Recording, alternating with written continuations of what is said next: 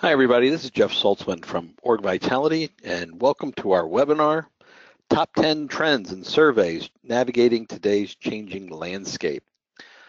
Before we jump in, there's some housekeeping kinds of things we'd like to go through.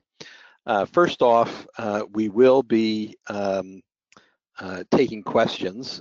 So if you have any questions as we go through any of the material, please type it into the chat box or the question box, and we'll be monitoring those during the course of the webinar. And we'll do our best to save some time at the end of the webinar to answer as many of those questions as we can. Second, at the conclusion of the webinar, there will be a short little survey, and we would greatly appreciate it if you take the 2 minutes to answer that survey about the content and the other aspects of this webinar.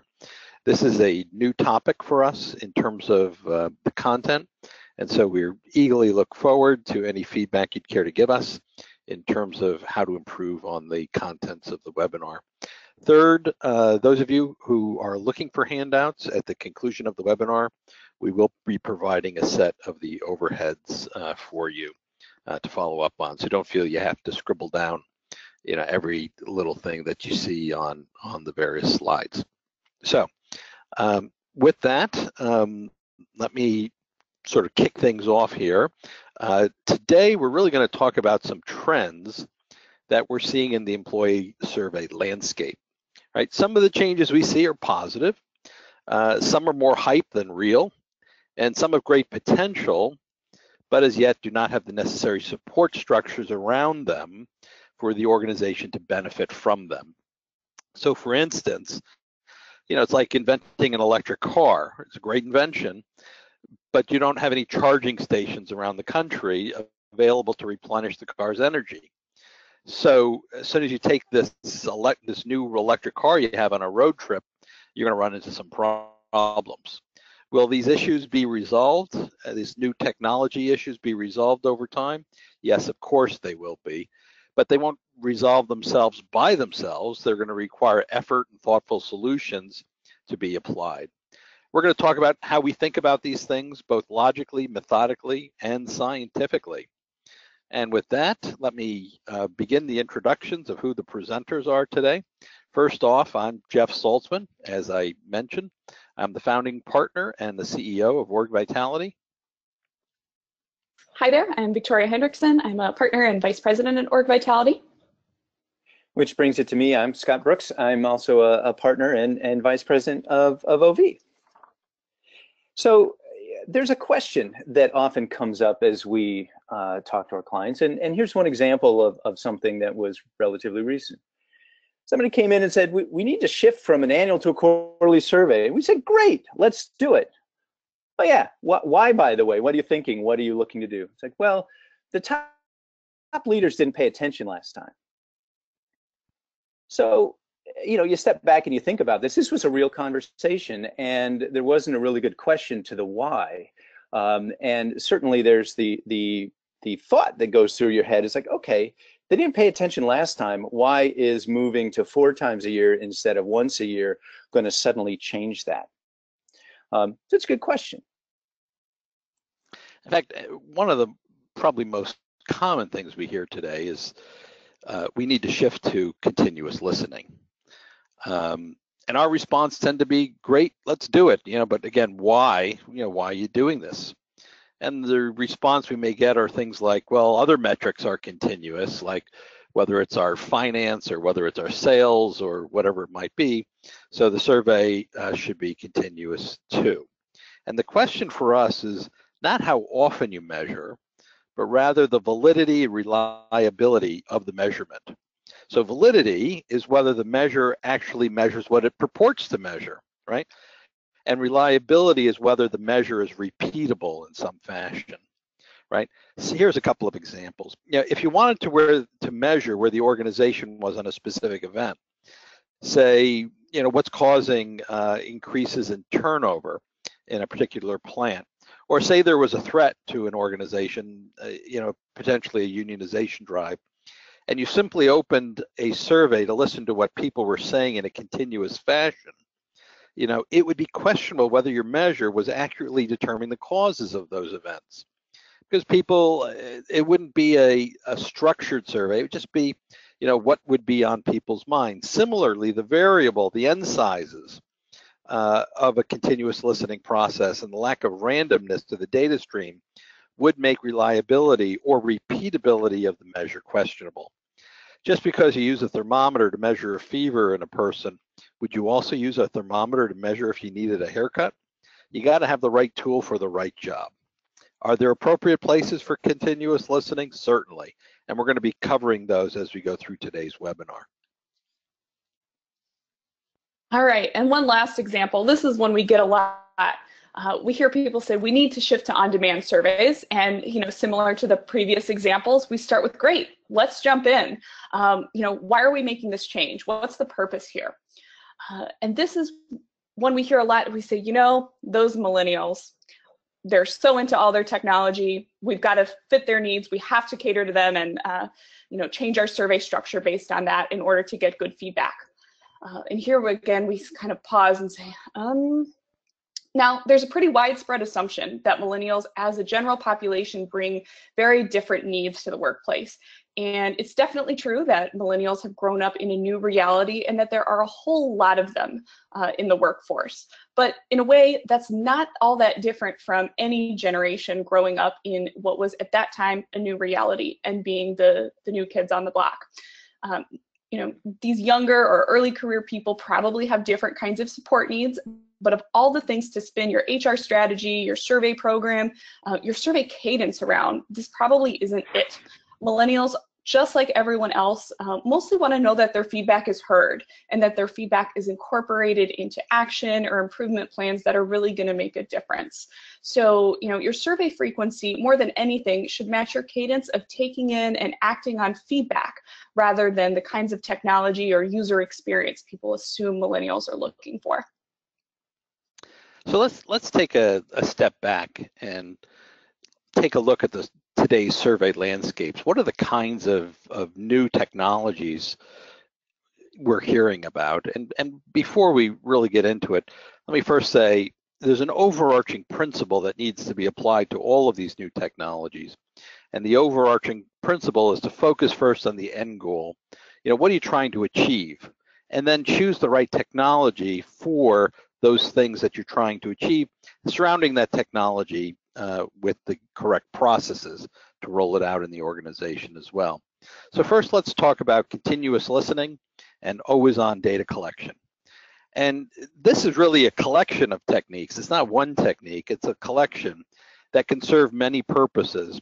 But for now, many of the techniques that we hear when people say, let's do this, are actually have been around for quite some time and are essentially pulsing surveys, right? So when can continuous listening actually be impactful? When would you want to use it?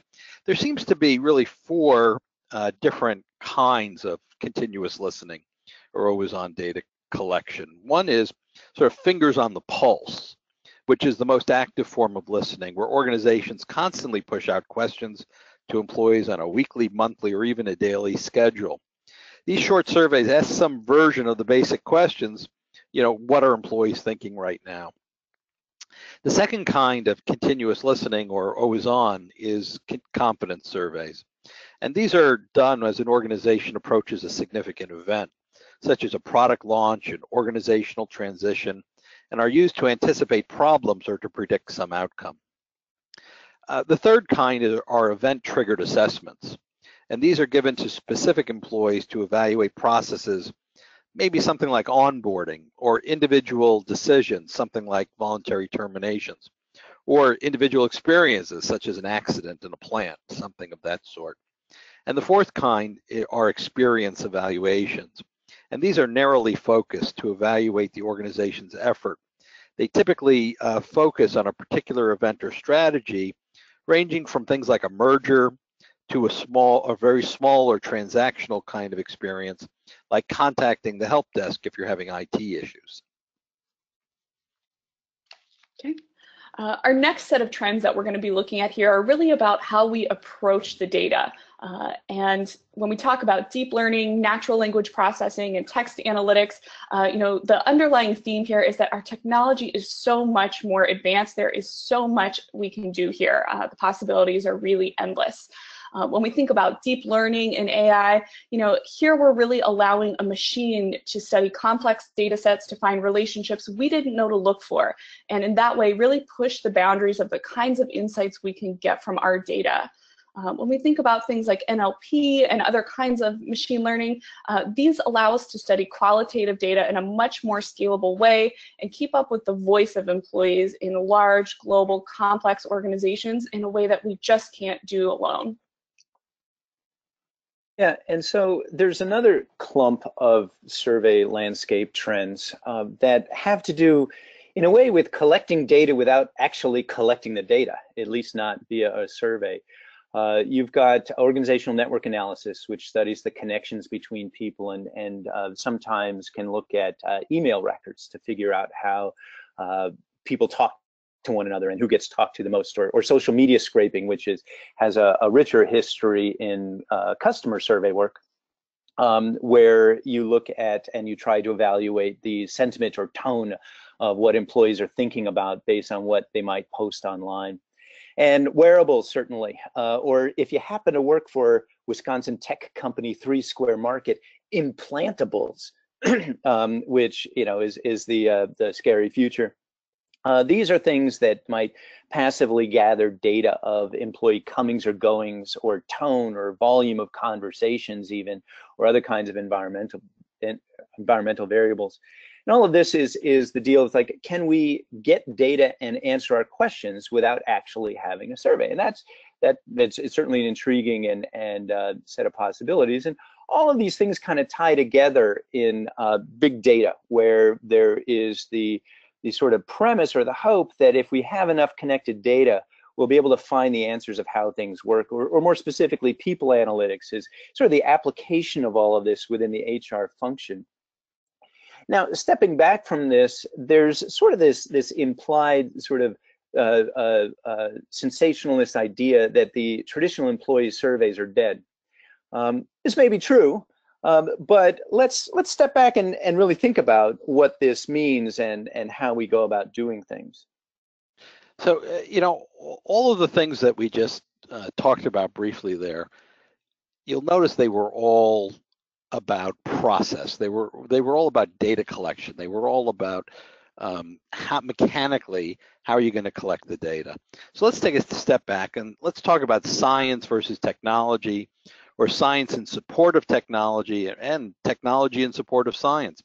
Technology is certainly linked at the hip to scientific advancement, but doing technology, a shiny new thing, right, just because you can, without the supporting structures and scientific evidence, or at least the understanding the impact that these techniques will further the organization's goals or address the concerns of management, is a surefire way to fail over the long term.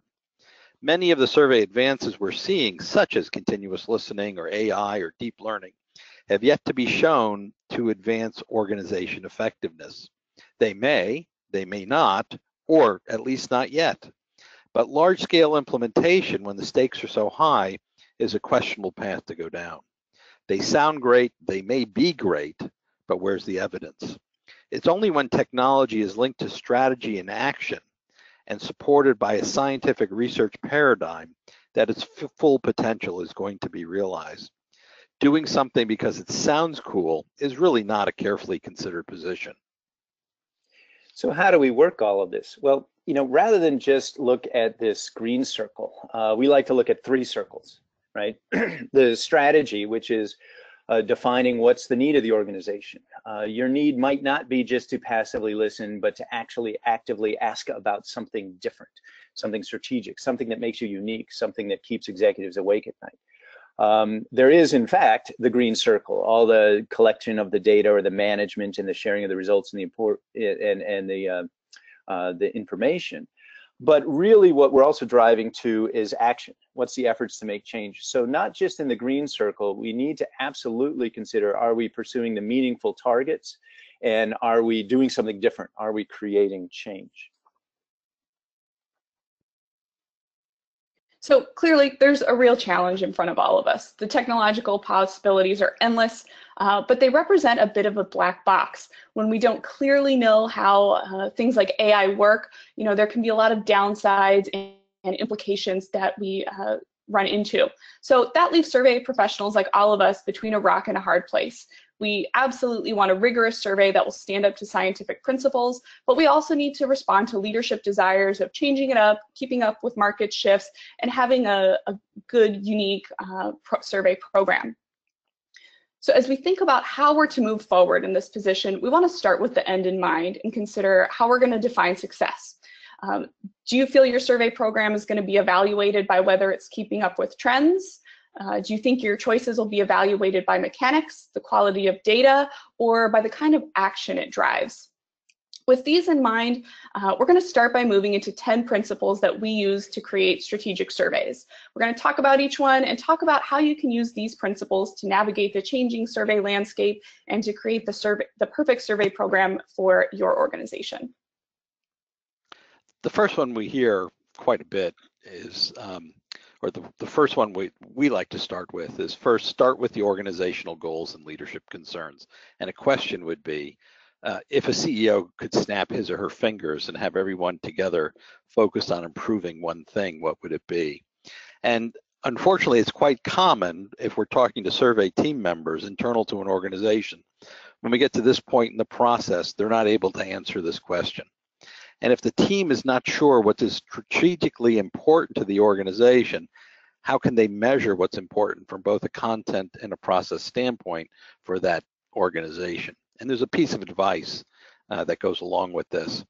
The survey should reflect what's important to the CEO and the organization to achieve increased buy-in and support for the effort, as well as to create a more interested audience in the back end.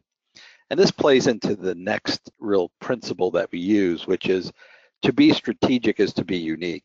So if what you're doing is focusing on the unique elements that the organization is attempting to implement to be strategic, right? The more your approach is strategic, the more it will be unique, right? The implication of this is that off-the-shelf approaches are not strategic and do not provide a competitive advantage. Generic approaches, a one-size-fits-all kind of approach, is really going to sub-optimize the potential impact of a survey. If you're asking about your unique competitive advantages, not only will you potentially generate useful insights, employees will state that the survey resonates, that it feels like them and their company. And thirdly, if the survey is really resonating with employees, you can treat employees as active allies. In other words, employees are keen observers. Don't just scrutinize them, treating them like some bug under a microscope. Try to see what they see. And the advice that goes along with this is that numerous research efforts have shown that the majority of employees want to do a good job at work and want to help the organization succeed. And your job as a survey professional is to help them do this, to create opportunities where they can help the organization to succeed. Mm-hmm. The fourth principle we want to cover is that machines don't replicate people, but they do some things a whole lot better. So clearly, we're in the age of big data and AI, and the possibilities are exciting. As we look across our org effectiveness efforts and the kind of data we use to inform them, we're no longer just talking about an annual employee survey. We've got other kinds of active tools and other surveys aimed at collecting this data. And then we've got passive data like social media scraping, wearables, some of the other things Scott talked about earlier. So we've got these new sources of data and new kinds of questions we can ask. Perhaps most importantly, this kind of technology can do what humans can't. It finds relationships we don't know how to look for, and it helps us approach the volume and complexity of data in a new way. That said, there are some dangers to using these technologies without understanding the way they work. One example comes from using deep learning in selection. The issue here is that machines learn our biases. So if we use them to replicate human decisions, they're flawed decisions, they're just made faster. One quick example comes from an AI algorithm used in essentially selecting which resumes move forward in a sales manager search. One thing that this algorithm found is that high school quarterbacks tend to work out as sales managers. I think all of you on the phone know there's no direct causation there and that this would be a pretty flawed relationship to work on. But of course, there's some third variables behind the scenes there, maybe things like leadership, things like goal orientation. However, so in that way, the algorithm is not faulty. It's picking up on something that is true in the data. But if we were to work strictly off of that, we would be eliminating women and anyone who doesn't play football in our sales manager search, which is not something we want to do. So the reality here is that yes, technology is smart, but we need to make smart choices to enhance what's possible, not repeat what we can already do and the flaws involved. An example of doing that in the right way comes with how a lot of people are using natural language processing around unstructured qualitative data. There are plenty of systems that already code for topics the way humans do, but a great, really valuable use of NLP is to do what humans can't.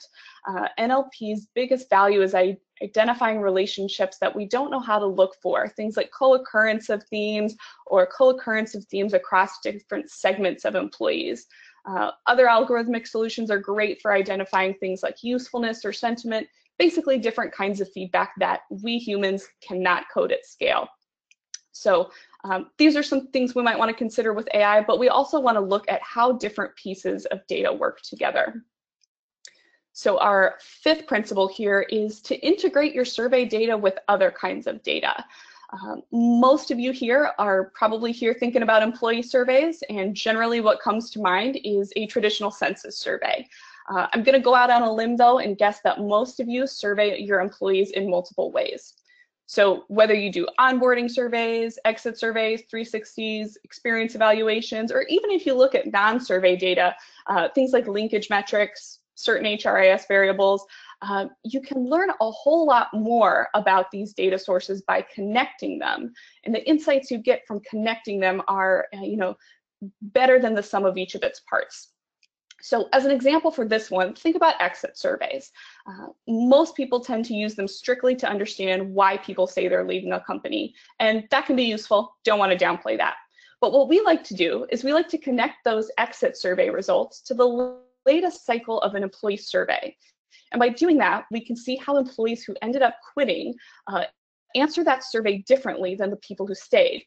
Might have been a frustration with work process 6 months ago that got to them, could have been a negative outlook on career options, could be a lot of things. But by connecting the data, we can find these relationships and get a richer understanding. In this case, we can create a profile of at-risk employees, and based on that profile, identify who's at risk and create interventions specifically at retaining those people.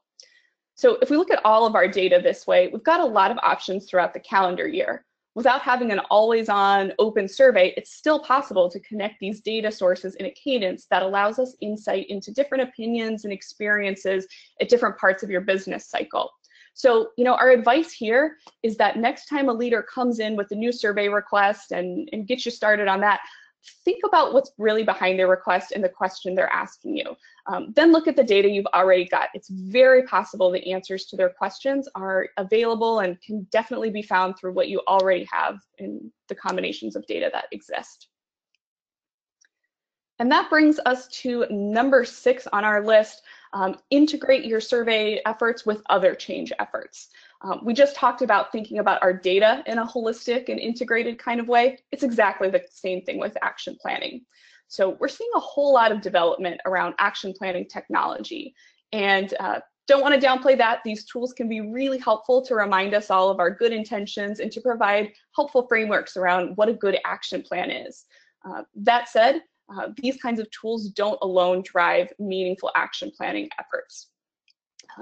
With that, I'm sure a lot of you on the phone have found that the majority of frontline managers really want to do the right thing by their employees, but sometimes they have a low threshold for how many quote unquote HR-ish activities they can get excited about. And unfortunately, sometimes the employee survey falls into that bucket. So those extra reminders about a shiny new action tool or another employee survey they need to act on are definitely well-meaning, but can be hard for a busy frontline manager to get excited about. So the advice here is to connect the data with activities they already need to complete, connect it with well-sponsored activities so that you can help them draw the link of how this survey data can help them be more effective rather than just create more work. Got a quick example of what that might look like here.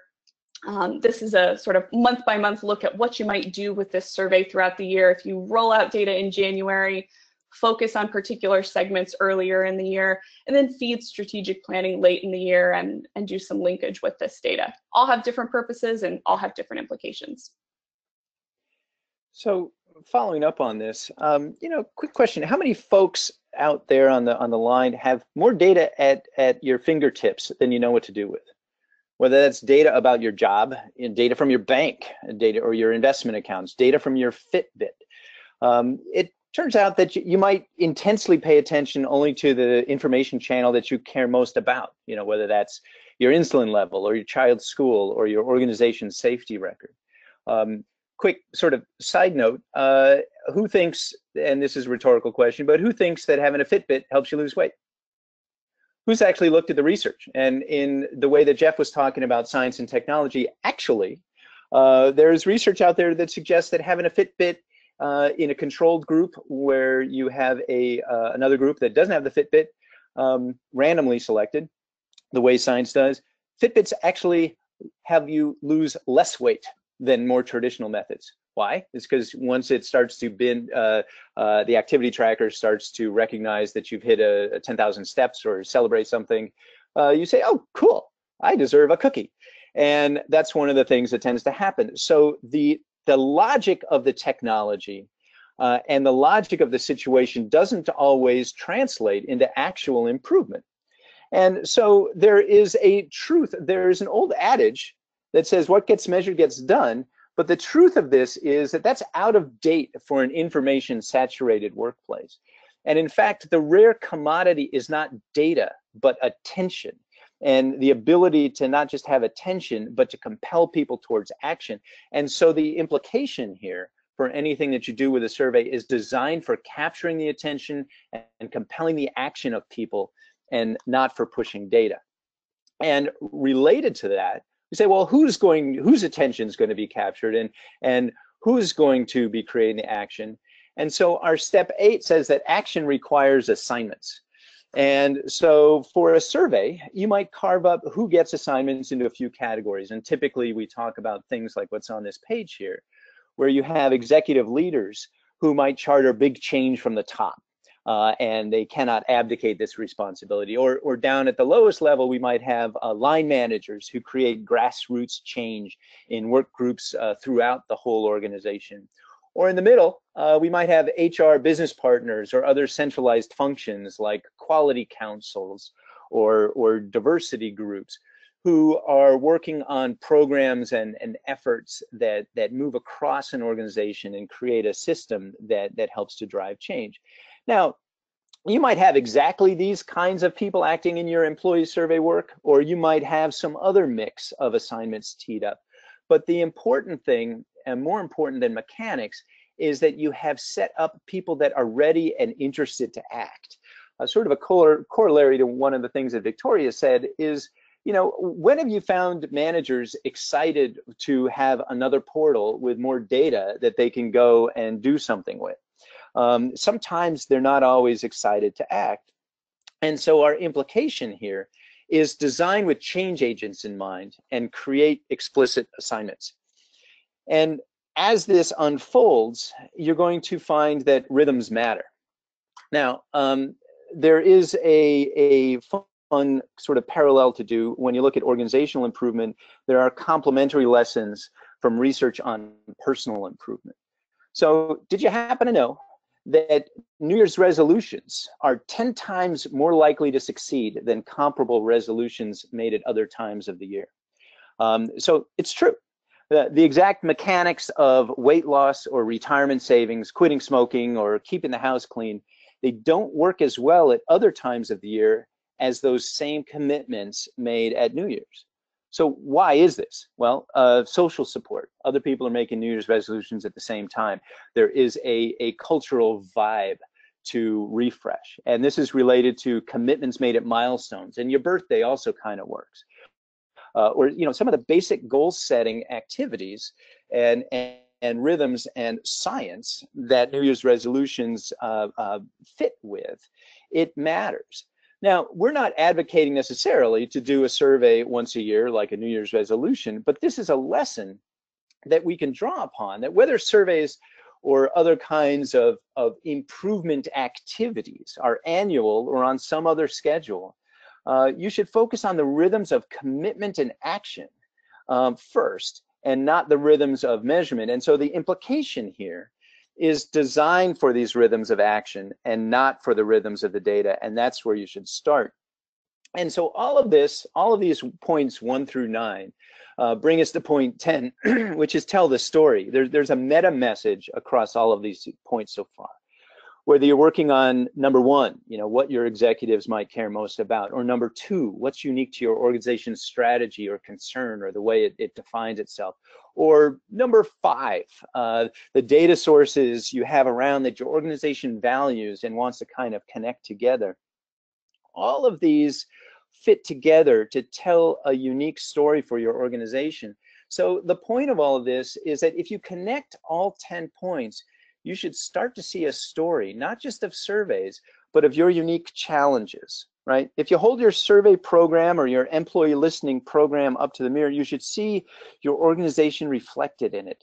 The mechanics and the content and the purpose and the style of creating change. And together, all of these things help the data tell a story of where you are and where you want to be. And so more than just, we want our employees to be more engaged, or more than just, we want to be an employer of choice. Now, those are fine ambitions, but you can move to, we want to create and co-create solutions with our customers more than we have in the past. Or we need more cross-functional strategy and more cross-functional learning, because that's how we get things done through these organic processes. Or safety is what we're going to be known for, or whatever it is, and however you're going to win in the marketplace. If your program captures that, it helps to tell a story with a compelling vision and compelling motivation to help people get there. All right. So now that we've got our 10 principles that we've gone through, and we talked about 10 trends earlier, we want to give a quick example of how we apply these principles to make decisions day to day as you're going through your survey program.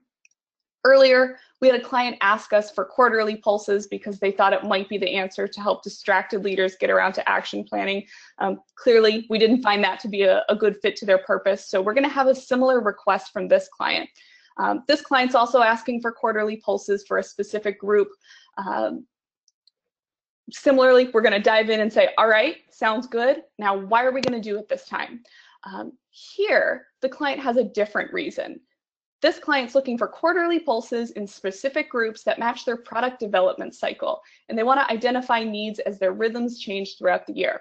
So stepping back, based on what we've been talking about in terms of matching mechanics to purpose, matching mechanics to the kinds of action we want to drive, this is a great reason to move forward with a more frequent cadence. The change in mechanics is driven by the goals of the data collection, and it's really well matched to the needs of the group. So we're going to dive on in and get them going with their quarterly pulses. So stepping back from this specific example, it's clear that the old ways we judge quality may no longer work. We've been talking about our survey landscape is changing.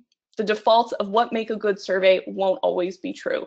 At some point, a 50-item annual census survey that centers around engagement was, standard and worked in a lot of ways. And I think we're clear that that's not going to work for everyone. But on the same hand, neither will an always-on kind of poll on sentiment. So if we look at the slide here, we've got a Renoir painting on the left that in 1990 was, very highly regarded. It was very expensive. On the right, if we look in 2015 at a Jackson Pollock, this is also highly desirable and, at that time, very expensive. We can look at both of these and say they're really beautiful, and that's by different standards. It doesn't take anything away from one, but we're looking at them through a different lens. Similarly, if we think about surveys, The defaults of what makes a good survey, they're changing.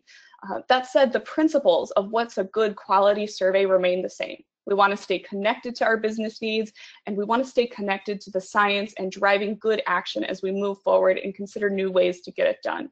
So what that looks like now may be very different than 10 years ago, and I'm sure it's going to look much different 10 years from now.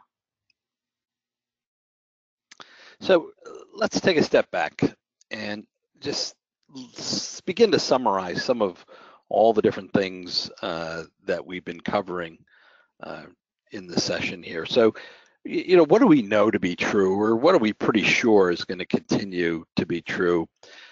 And there's the old adage, right? The only thing that is constant in life is change. So we're pretty sure that change will continue, technology will advance, the trends will continue, surveys will become more and more technologically based.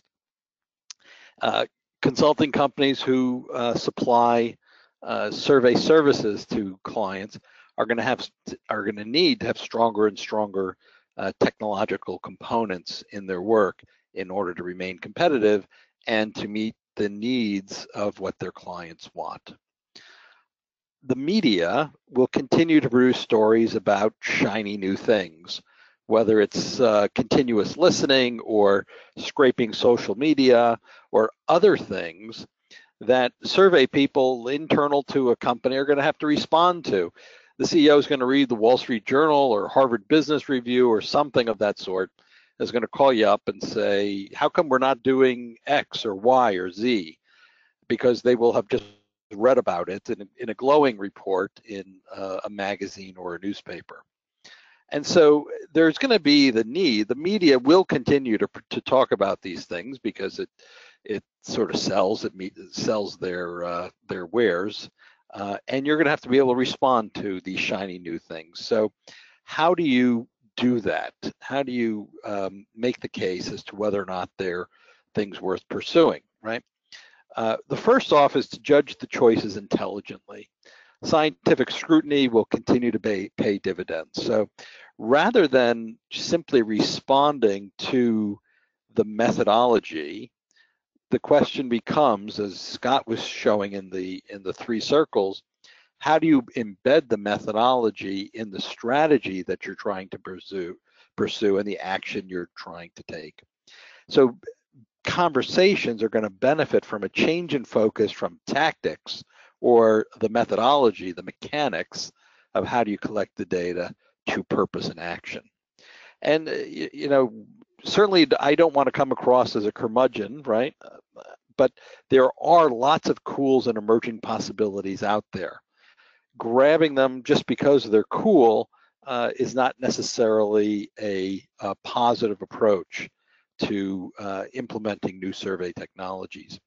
As Victoria said, the old rules may not apply anymore, but core guidelines will always still be relevant. Science is still science.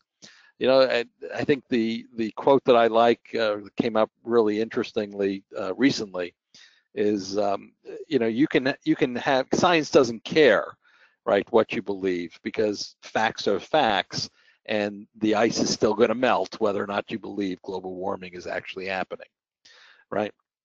So technology also needs to be in service of science, and science should not be chasing to follow up on a technology. New technologies will be implemented, but they're going to be more effectively implemented if they're well grounded in scientific principles right from the very beginning. So, we've been sort of dancing around in a question. You all as survey practitioners, you might hear people coming up and saying, hey, can we try this? And you want to have a reasonable response. You want to try something new. It's exciting to try stuff new, and you should try something new. But if we were to boil all this down to one sort of short list of points of advice, it's change the conversation from just being inside the green circle about the techniques and the mechanics and all of these trends to a conversation that encompasses the blue, the green, and the orange circles, right? In this way of strategy, insight, and action. So maintain a sharp focus on purpose, maintain and pursue a relentless support to create change. Do not lead with, but definitely attend artfully to the mechanics of insight. Different things make people feel it's cool, and that helps to drive some compelling action. It can't sustain it, but it can help. So all of these things, I think, are wrapped up in our basic 3 points of advice. If you remember 3 things next week, this might be the set. So in sum, first off, start with organizational goals and leadership concerns. If your survey is really well grounded in what the organization is trying to achieve, your survey leads right into point number 2. Your survey is going to be more strategic, and that may mean it's also going to be more unique. So to be strategic, right, is in fact to be unique. If you say you were to start a retail business and your goal was, I'm going to be just like Walmart, chances are you're going to fail. And the reason for that is because you're not differentiating yourself from Walmart. You're not giving customers a compelling reason not to go to Walmart, but to go to your store. So organizations spend an awful lot of time, energy, resources, money on creating unique strategies that differentiate them from the competition, not strategies that make them like the competition. And your survey, your employee survey, if in fact it is capturing those unique strategies, those things that are unique, is going to enable your employees to say, I understand this, and it feels like us, and it's about what this organization is about, which leads into the 3rd point. It allows you to treat your employees as active allies, asking them, are we on track to achieve our strategic goals, or what's getting in the way, preventing us from achieving our strategic goals? Mm-hmm. That takes us to number 4, and this is all about how you want to evaluate different kinds of technology and analytical approaches. So want to keep in mind, machines don't replicate people, but they do some things better. So as you're making choices, consider, what do you, the human, the survey practitioner, do best, and what can machines do in a value-added way? Number 5 is all about data sources. So we want to make sure we integrate our survey data with other kinds of data to gather unique kinds of insights that give us answers to questions that we couldn't otherwise find in any single data source. And similarly, number 6 is to integrate your survey change efforts with other kinds of change efforts or organizational activities. This is both to ensure you have buy-in from different levels throughout your organization, and also to take advantage of that strategic, unique survey you've built, and to make sure it's not just measuring engagement, but measuring what's most important in your business and moving that forward. And so wrapping all of these into more action-related themes, the precious commodity is not data in organizations, it's attention and capacity to act. So you have to design to that. And that action requires assignments. You need to have people teed up and ready to go with clarity on how they're going to create change. And creating change in rhythms matters. Just like New Year's resolutions or whatever cycling you want to do, rhythms tend to matter and make a great deal of importance. And all of these things together should sort of wrap up to tell the story and help you pursue your unique situation and your unique challenges. So with that, right now, we'd like to pause. We actually have good time as planned to have some question and answers. So if you have a question or any kind of statement or comment you want to make, in the GoToMeeting facility, you can see a place to prompt a question or a comment. So we'll pause now. Any questions coming in? Jeff and Victoria, do you see any that have landed? Well, here's one, and I'll throw this one out to either of you, Scott or Victoria. So what you hear more and more of these days is doing surveys or collecting sentiment or understanding the employee population without actually doing the survey. To your point, Scott, when you put up the one slide that said the traditional employee survey is dead. So, you hear everything from the camera on the PC is looking at facial expressions to scraping social media to other things of that sort that are, what do we know about the employee population without asking them any questions? How does that, in your mind, or Victoria, in your mind, how do those things link to an organization that's trying to implement a specific strategy? Are those things relevant to evaluating a strategy, or are they going in the wrong direction?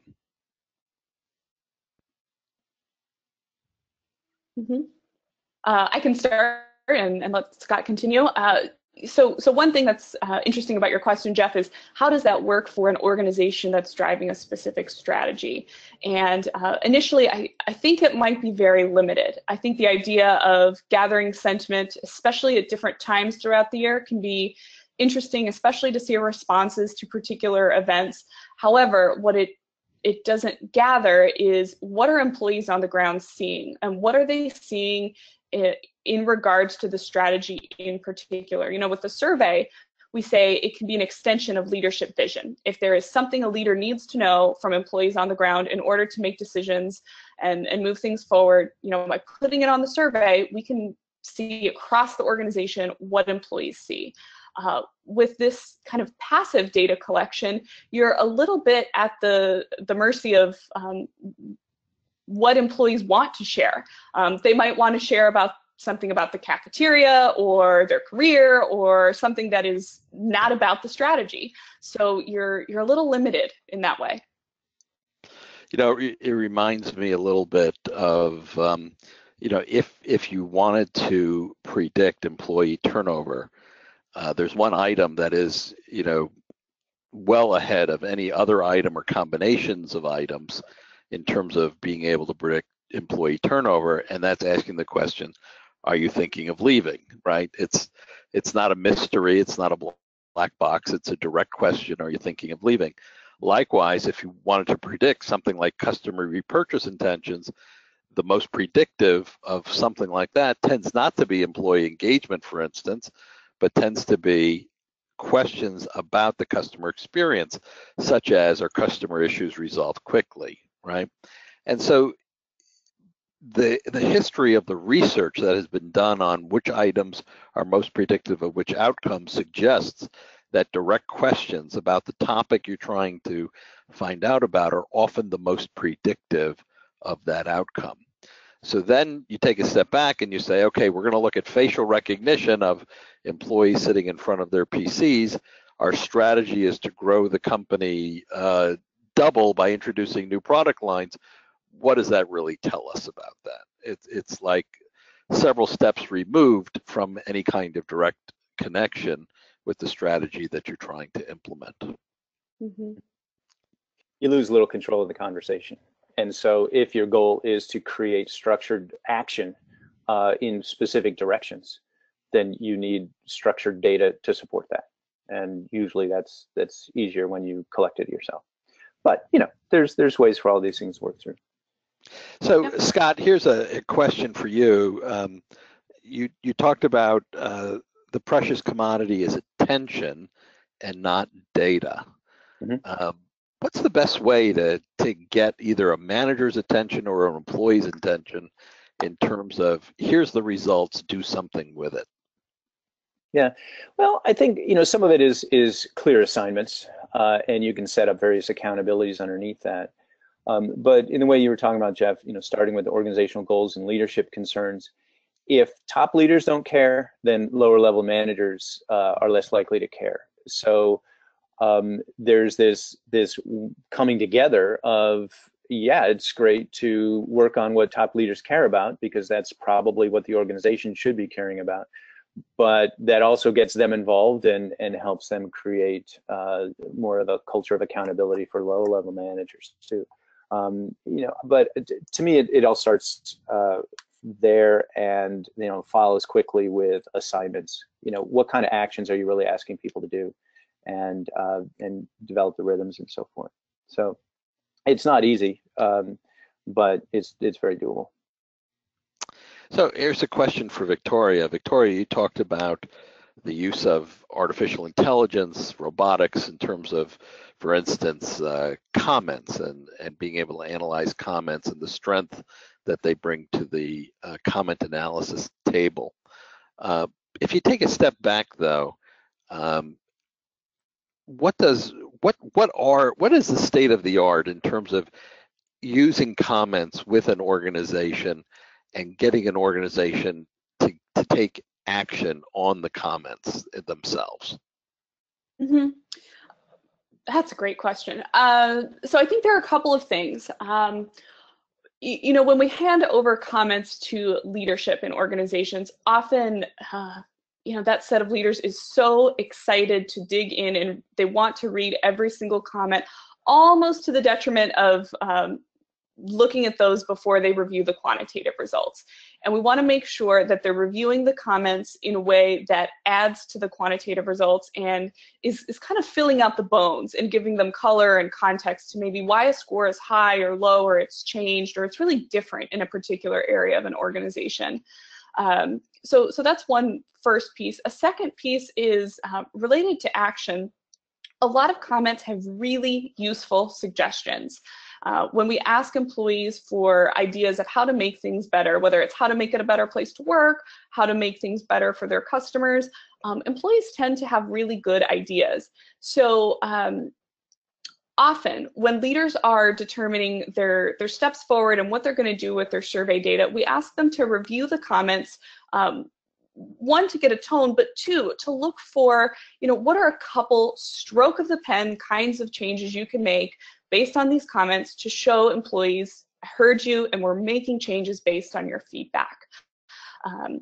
So one way to be able to do that is to look at these comments for which are the ones that have the most meat in them, which are the ones that are most specific and action-oriented and likely to have the kinds of suggestions that leaders can internalize and move forward to take action. So that's one area where an algorithm does a really good job based on the kinds of research of what makes a good, actionable, useful comment. We can identify them and give them a score so leaders can zero in on those comments that are most likely to have the suggestions that they can make that stroke of the pen change to show employees things are moving. Here's a couple of questions that have come in that ask about the same thing. So I'll pitch it to the both of you. Essentially, we talk about cautions and concerns of chasing these things, but could you elaborate on when you should or should not consider using a pulse or continuous listening strategy? Do you want to take it, Victoria? When would you do this? Yeah. Go ahead, Jeff. Jump on in. Okay. So again, to me, when do you use a pulse is when you need data more frequently because the environment in which you're in is changing rapidly. I remember years and years ago as the sort of internet just came into being and there were companies that were springing up to take advantage of this new technology. For a number of rapidly growing corporations, we were doing quarterly surveys, quarterly census surveys, not even pulses, because the environment was changing so rapidly that to keep a handle on what was going on and how were the employees changing, the frequency required that kind of surveying, or the amount of change required that level of frequency in order to stay on top of it. So again, it wasn't the fact that you could do a quarterly census survey, but that you needed to because the environment in which you found yourself in was just such a dynamic, changing environment. And I think that's the answer to the broader question also, which is how is the data going to be used and how is the data going to inform the organization in such a way that, in fact, it increases the effectiveness by which the organization is functioning. That would be my way of thinking about it.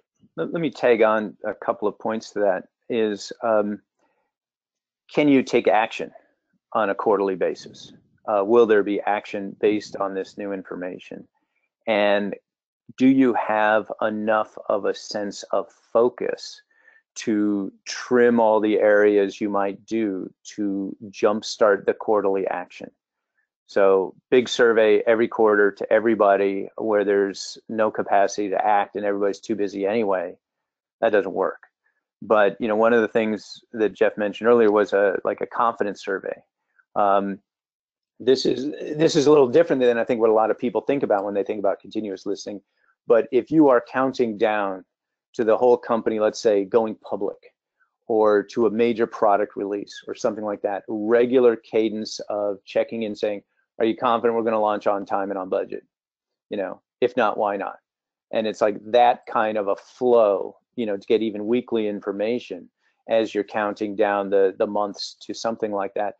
That fits right in with a clear purpose. There are people on the other end of that pipe listening and ready to jump on anything that's changing because it's so important. That's different than a broad-based, how do we feel today? How do we feel tomorrow? Now, how do we feel? Those can be useful, but often suffer from a lack of focus and a lack of assignment. Here's one that just came in. Let me throw it open to either Victoria or Scott. How does all this new technology square with people's concerns about privacy? Privacy is a hot topic. If you pick up a newspaper almost any day, you see that there's been a data breach here or there, and all your personal information has been exposed to the world. In reaction to that, you have the European Union in implementing stricter standards of Privacy Shield. Russia has been implementing privacy laws. China is now implementing privacy laws. With all this new technology that can see deeper and deeper into the employee's soul, so to speak, how does that mesh with privacy, and how does that work into the equation? And what are your thoughts, either Victoria or Scott, on that? Mm-hmm. One of the pieces of the Privacy Shield that's new is informed consent around what exactly the company can use from the employee's data. So, do they consent to participating? Do they consent to using different pieces of their essentially demographic information? And while that's new for a lot of companies, and it's a different rhythm of how to start a survey, what's great about that is it's transparent and it provides choice. I think there are a lot of employees that really value data, especially in tech companies and basically occupations that use a lot of data. These employees understand the value it brings, and so they can get behind that. And so by giving them information about what's happening and giving them a choice on what they can do, you're really placing the control in their hands. I think where we start to pause a little bit is in organizations that don't have the same kind of trusted survey history, either because it might be a first-time survey or if there were confidentiality concerns in the past. We certainly don't want to jump both feet in with really deep kinds of data scraping. It can be a little unsettling.